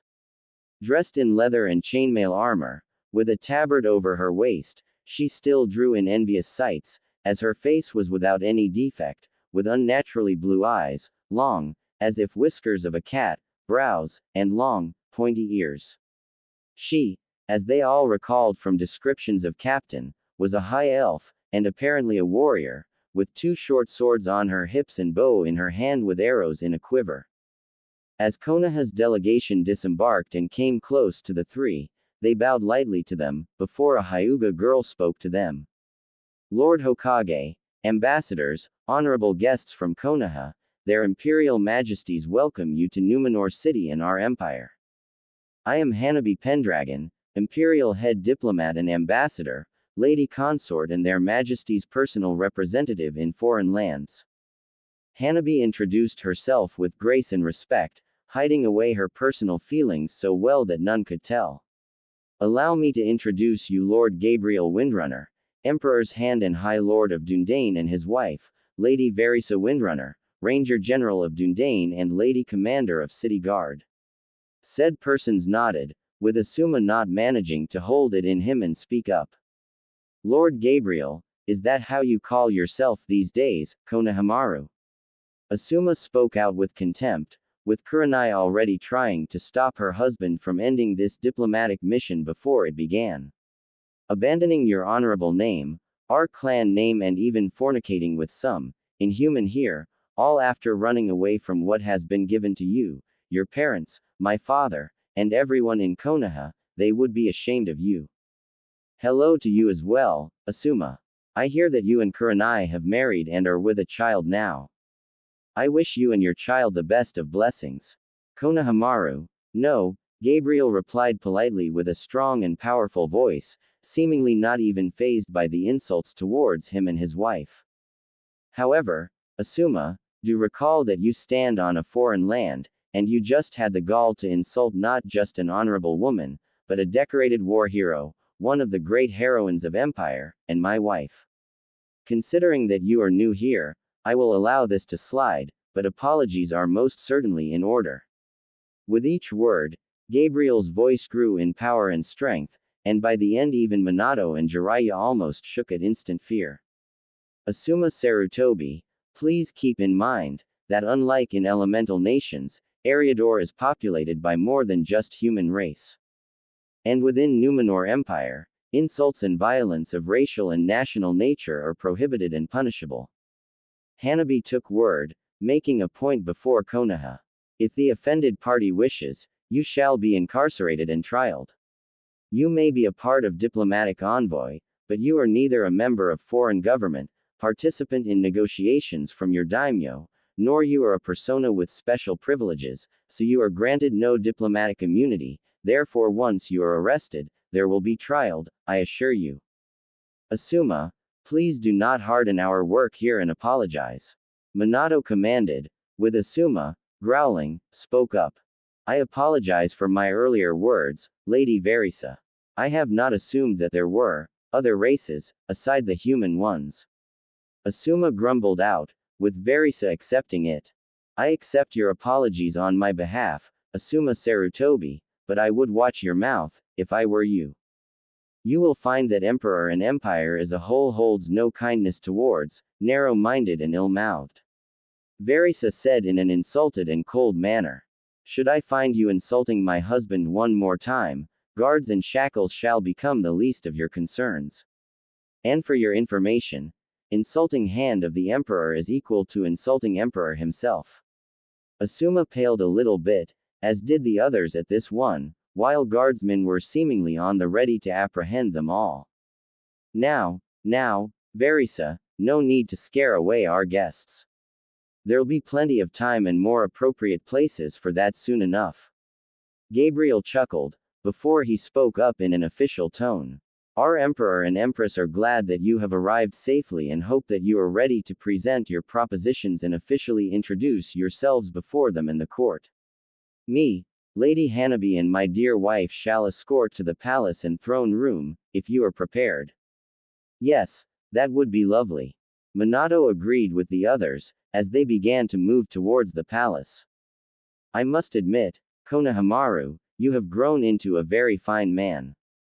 From the looks at you, it is almost impossible to see a once young brash child that used to challenge Hiruzen on daily occasion for the Hokage's hat. Koharu said with a small smile, with Verisa glaring a little at her. It is a shame that you others have dishonored yourselves and abandoned your true home and duties before Konoha. Your grandfather would be greatly ashamed of you right now, she said with admonishment, with Gabriel not even budging at this one. Counselor Koharu, I believe that we are long past the point of nitpicking and nostalgia guilt.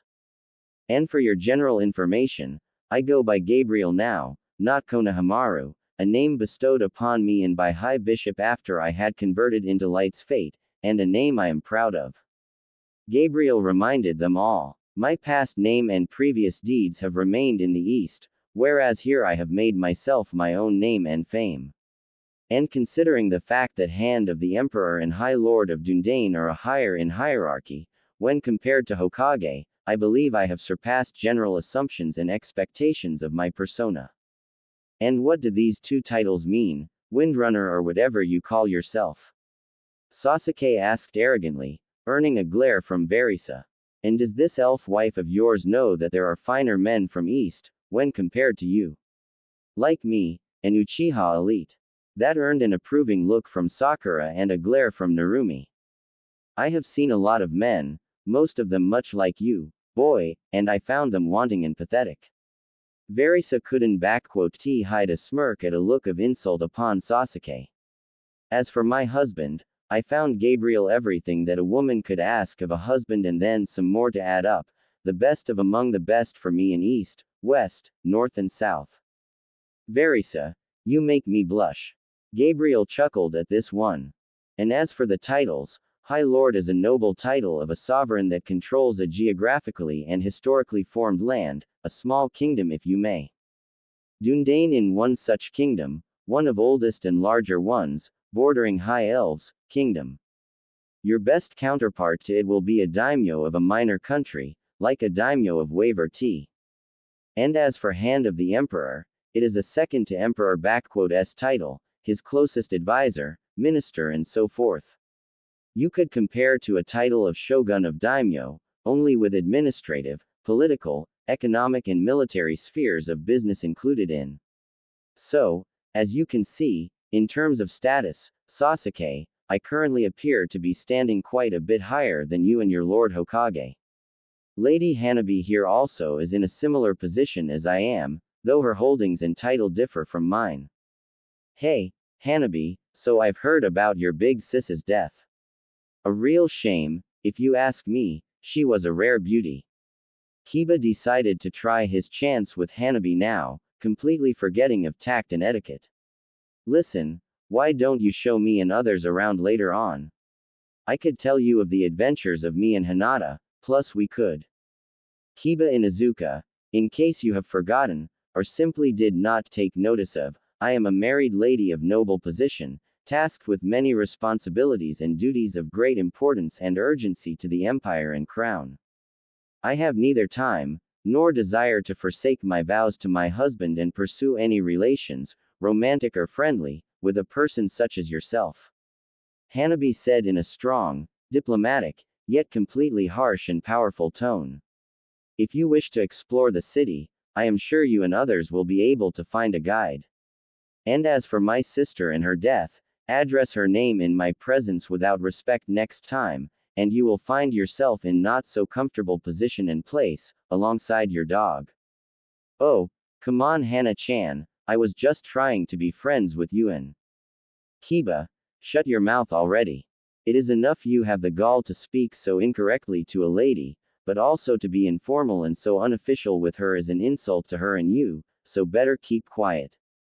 Kurenai shut her former student, with Kiba mumbling something about playing hard to get. Lady Hanabi, what my ill-mannered student meant is that we offer you our condolences and sympathies concerning the fate of your older sister. We heard she was a great woman and what befell her was atrocious and inhumane. I personally sorry for what had happened to her as well. She was like a little sister to me. Kurenai spoke in a diplomatic way, with Hanabi responding. Thank you for your words, Kurenai. My sister always spoke only the best of you as well, and even here, she continued to follow your example, solving matters in less violent and more humane manner, as you've taught her. Hanabi said to Kurenai in a softer way. I am yet to match her in art of diplomacy, but I believe that her spirit is still with us, and protects me and our husband. I always thought that your sister was crushing on that idiot Naruto, practically being in love with him, but not to same extent as I and Sasuke-kun. Sakura said without any tact, getting glared by Verisa, only with far more hatred in it. Did that dumb fool run off for someone better, leaving her for this emperor guy or something? Though, with the way she dressed and how fat she was, only someone who simply pitied her would even hold her hand and. Lord Hokage, if you do not mind, please gag this woman before I send an arrow through her skull for these words. Verisa couldn't take someone insulting either Hinata or Naruto, as she stopped and turned towards Sakura, with Gabriel also looking stressed. I have seen harpies with more compassion, and those creatures are among the foulest I had seen. You say another word about Hinata, Naruto or about their relations, and I'll personally throw you in dungeons, but not before silencing you for life. Wah, do you even know who I am, you pointy-eared? Suddenly Hanabi raised her hand, waved it, as a white-blue glow escaped it, and Sakura suddenly became silenced, unable to say a word or anything, with the entire Konoha's procession shocked at what had happened. Thank you, Hanabi. Another word from her, and this would be the shortest diplomatic mission in history. Verisa thanked her friend, while Jiraiya voiced everyone's question. What was that? Some kind of handless jutsu, or a fuinjutsu, but I didn't feel any chakra flowing here. Jiraiya spoke up, with Hanabi speaking up. What you have witnessed is what people of Numenor refer to as magic, an arcane magic to be more precise. I have a certain degree of mastery over magical arts, so I am capable of manipulating it into spells, conjurations and other forms. Hanabi informed them all. A silencing spell shall keep Sakura quiet for as long as I wish. Unlike in elemental nations, Eriador and its inhabitants possess a greater variety in sources of power, with chakra and senjutsu being only two of them here. Such arts are, however, highly protected and prohibited from learning by their respective mentors and trainers by foreigners that do not possess emperors and empress allowance for this. I believe it is understandable that my lieges would not want to destabilize political world through carelessness and cause international conflicts and wars. So do not expect to be allowed to learn anything of magic and its variations, as well as other sources of power.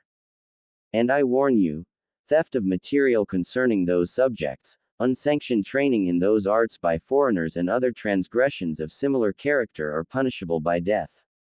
This goes for you especially, Kakashi Hatake and Sasuke Uchiha. Gabriel looked at an insulted man and angered Uchiha. Your reputation and the fact of you possessing Sharingan are well known here, so watch your step. Unlike Konoha and Hai no Kuni, law and judgment affect all without exceptions, elites are not. The group had reached the palace's gates, with them opening up and letting them go further by a grand hall, until they reached the throne room.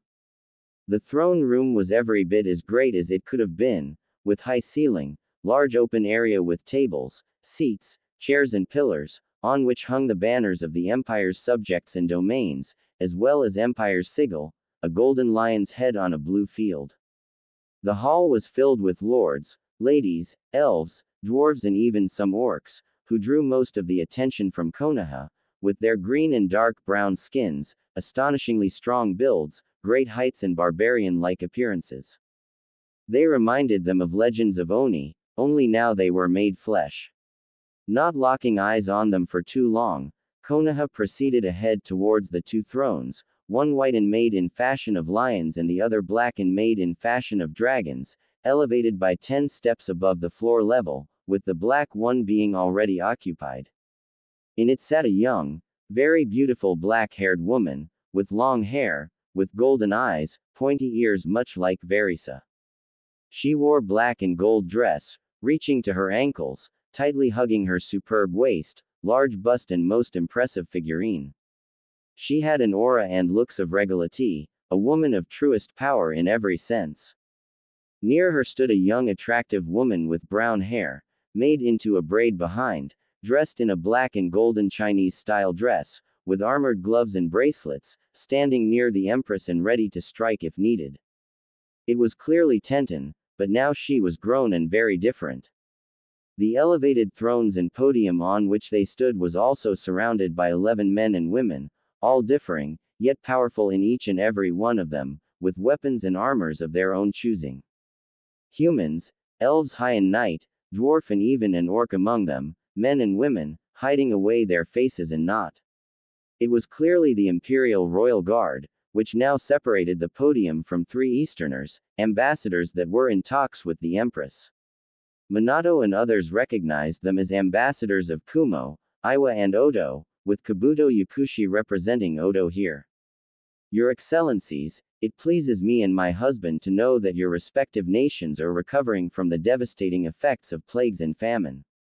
Empress addressed the ambassadors. People of Numenor have heard of the blight that befell your lands, and of countless lives lost. I hope that our assistance in combating the aftermath of this horror has been successful and that soon your countries shall thrive and prosper in peace and stability.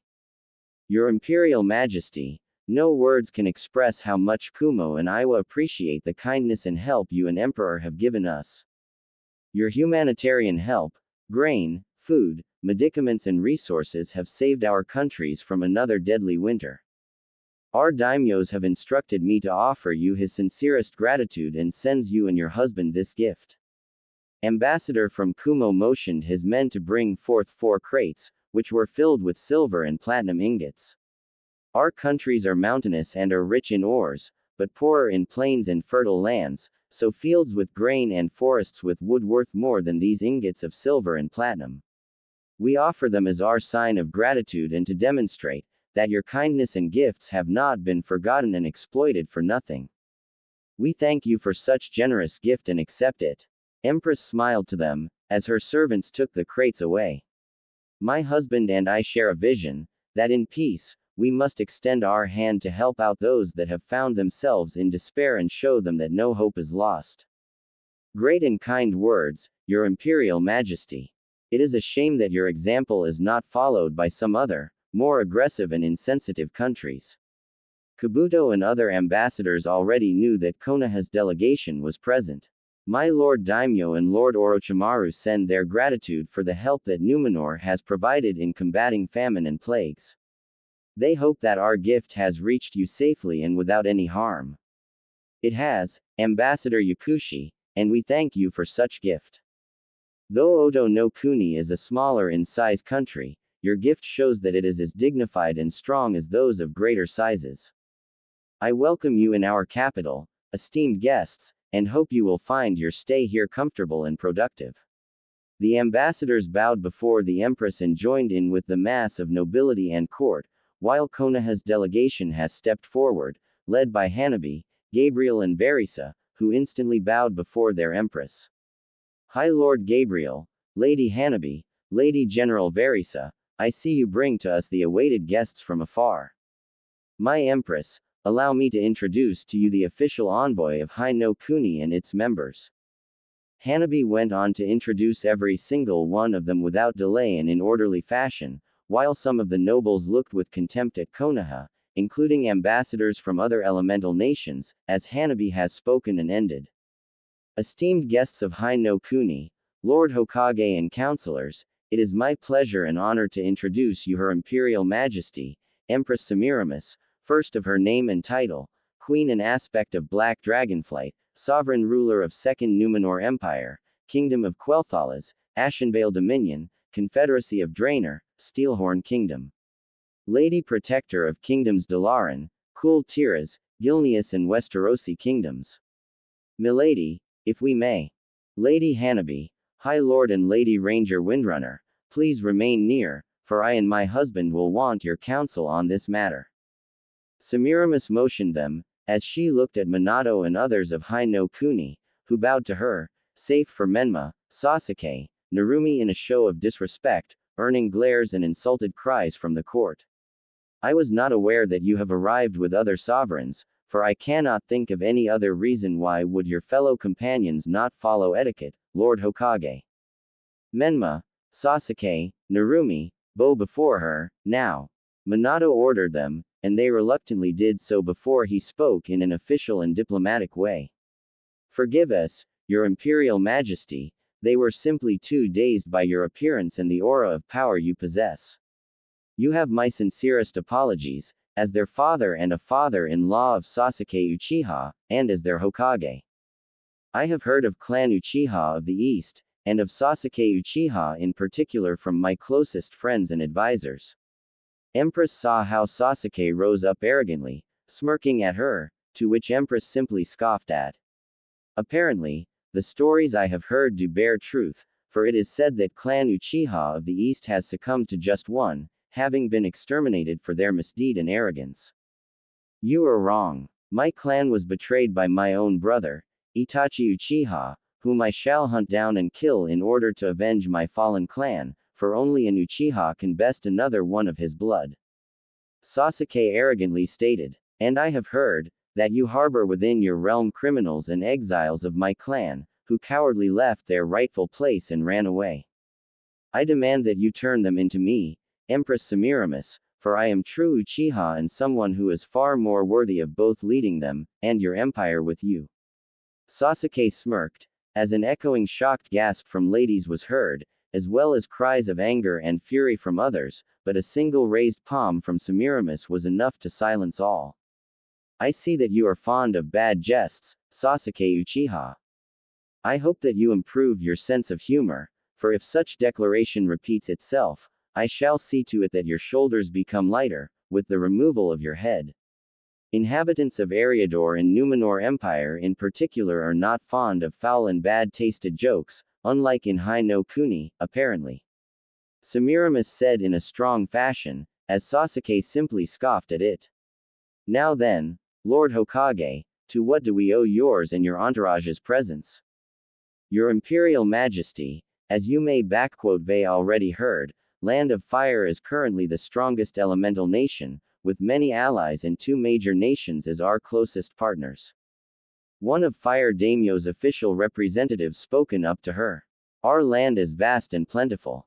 Our people are rich and prosperous, with our merchants being only rivaled by your Phoenix Trading Company. An official alliance with our nation would most certainly benefit to you and your empire, for it stands as the most powerful country and domain in the East. A country with puppets for allies, warmongers for rulers and thieves for people. Ambassador from Iowa spoke up, drawing attention of Fire delegation and Konoha's shinobi. Your Imperial Majesty, I believe you and your esteemed husband are well aware, that Hai no Kuni and its shinobi hidden village, Konaha, have been putting to the sword and dagger all those that have defied them and dared to break the treaties with them. For that, Konoha simply invaded them, ousting rightful governments and daimyos, all but annexing the lands and assuming control of countries and their peoples. Wind and Water are two such prime examples, with their daimyos being literal family of Fire daimyo, while Suna and Kiri are now simply training camps for pro-Konoha shinobi, and not to mention just how taxing and cruel Konoha treats its allies. Especially Land of Wind, or as some already say in the East, Land of Bones, for it's all but deserted now, with only corpses of starved and killed littering the desert. And now, it seeks to expand throughout our respective lands and exploit its resources. Your Imperial Majesty, I urge you not to give in to their offerings and send them out of here. Perhaps, Ambassador of Iowa would prefer to reconsider his words, for it seems like you are misspelling the truth for lies. Maybe you require a visit back in your homeland, so as to refresh your head, before he is taken out by a foreign illness and homesickness. Danzo spoke up in his usual manner, with Ambassador of Iowa literally fuming with anger. Why you, your Imperial Majesty, this man, no, this war hawk is a known war criminal, monger for power and threat to peace and stability. I pled to you to shackle him up and throw him into the dungeons for what he has committed and is to prevent any further crimes done by him. Ambassador of Iowa asked of the Empress. Ambassador Lao, your opinion on the matter has been heard and will be taken into consideration, but I will not allow your proposal to happen. Semiramis replied to him respectfully, before turning her gaze to the delegation. However, I will not allow guests in my empire to insult and threaten in any manner official representatives of other countries. Danzo Shimura, I believe. Your reputation is also well known in my empire, as well as your infamy of a warmonger. Official ambassador of Fire Daimyo or not, should there be found evidence of your illegal activity within our realm or any further acts such as these, you will answer for them with your life.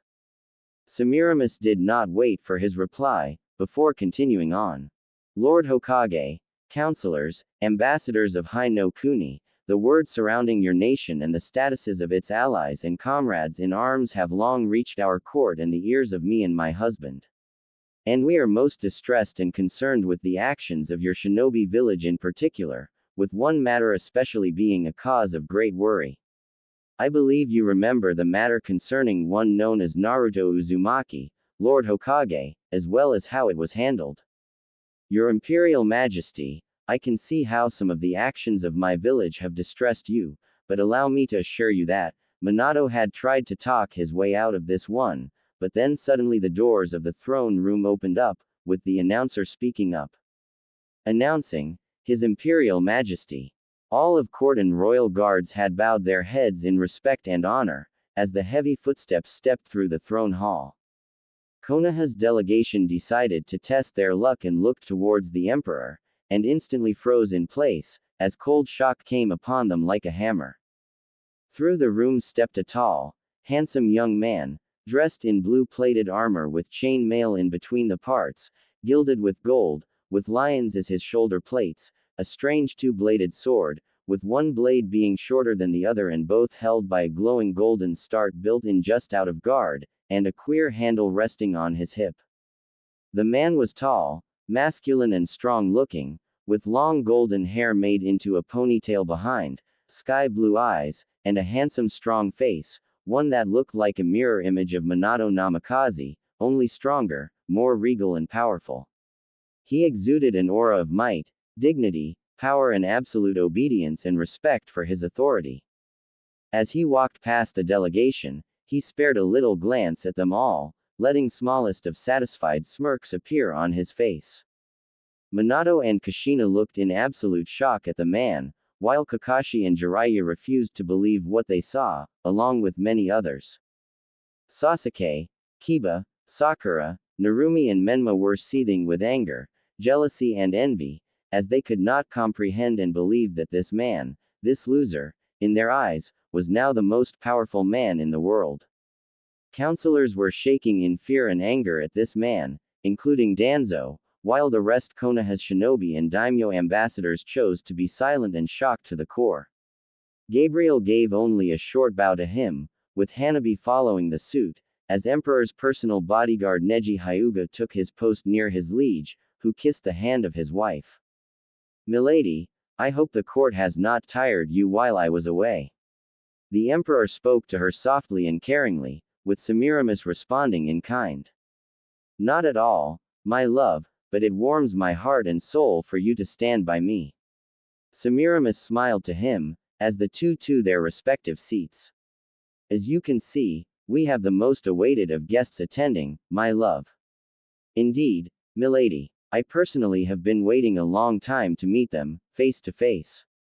Emperor smiled a little, as he turned to Hanabi. "Hanabi, if you may do the honors."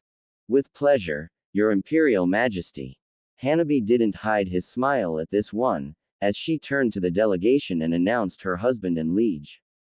"Esteemed guests from Hai no Kuni, it is my pleasure and honor to introduce to you His Imperial Majesty, Emperor Naruto Pendragon, first of his name and title. Sovereign ruler of Second Numenor Empire, Kingdom of Quell-Thalas, Ashenvale Dominion, Confederacy of Draenor and Steelhorn Kingdom. Lord Protector of Kingdoms of Kul Tiras, Gilneas, Dalaran and Westerosi Kingdoms. High Lord Paladin of Order of Argent Hand. Defender of Faiths and Magi and the Lion of the West." Hanabi ended with a smile, as Naruto spoke up. "Welcome, Lord Fourth Hokage, and his entourage." Naruto greeted them with a smile on his face, but with dread filling their hearts. "It has been a very long time, hasn't it, dear father?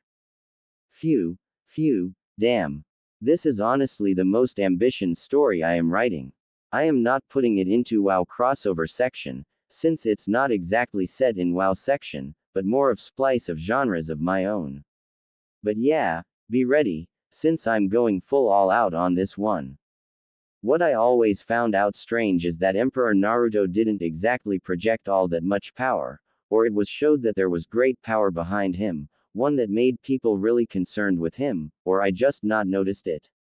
Well, here, Naruto is the top lion and he ain't taking now shit or whatsoever. Also, in all other stories, West is pretty much the same as East, which is odd to me as well. Well, here we have a full-out new world, as well as new rules to it and additions. You think Six Paths Sage, Kagaya and Biju are on the top of food chain? Well, in East maybe, but not in West, where dragons are the top shit. I backquote they taken inspiration from ones in WoW, since they are absolutely amazing, and Semiramis I've based around my oldest ideas of and one of my fate waifus Semiramis. Yeah, Hinata is dead, having been betrayed and stabbed many times, in the back, with Naruto avenging her death in absolutely most brutal way. Also, yes Hanabi is here and she is only a year younger than Hinata, time to give her some spotlight. No Akatsuki, so it's strictly West versus East story. As for why Konohamaru changed names, he did to get out of Konoha's shadow completely, and make his own way in the world. He and Naruto are paladins, love them, especially defender subclass, like to tank for the team, plus always needed in raids and dungeons, with Naruto like a mix of good. Arthas liked him as good guy, worshipped the Lich King him, and Varian Rin absolute, fucking alliance boss, while Gabriel is like his Ned Stark and Gawain from Arthurian lore. Also, yes, it is a harem, with Hanabi in, and it is already fully established one. So yeah, Konoha is expanding and is aggressive as hell, with Minato spreading will of fire like crusaders, spread the love and teachings of Jesus Christ in Holy Land. Children of prophecy, now destined to clash in ideologies of unity and nature of united land, as well as what real peace is. And there are a new Uchiha clan, one that had strayed away from their aggressive path. They are like Uzumaki with Senju, only they took it further away, building their own life in the West.